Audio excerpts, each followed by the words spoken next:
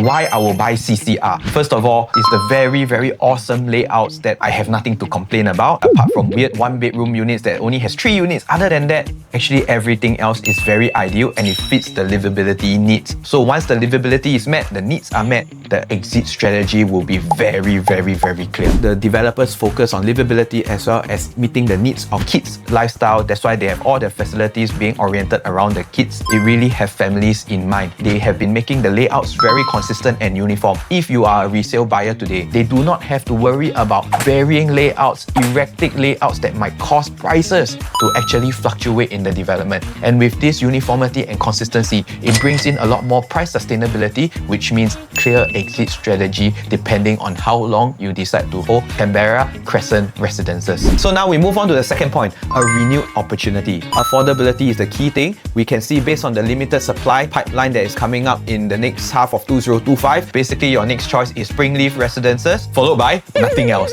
So if you miss out on Canberra Crescent Residences, your next option is Springleaf, which I believe is gonna be a super overcrowded development as well. My suggestion to everyone is, of course, put one foot in first, right on the wave of the market, because a very clear purpose of why we buy real estate is also to begin your building capital process. Do not fall into the trap of waiting for Springleaf as well. You can really consider Canberra Crescent Residences. You are the cheapest in the entire Singapore at this current moment. So replicating similar scenarios like Tampines at Treasures, people were always complaining that it was ulu, it's inaccessible. They were the cheapest in the entire market, and naturally, because it is a need, you already set the benchmark being the lowest, they have no choice. If I need to buy a 3-bedroom, I have to pay this price for it. There's no contention. And as long as I can afford, this is the cheapest, whatever that I can get at this current moment and in future as a resale, I have no choice but to buy it. And that will form your safety net as well. Now move on to point 3. So you will see from here, the cluster at Canberra itself has about 8,793 HDB flats, MOPing between 2023 all the way until 2027. This itself already provides you with a good group of upgraders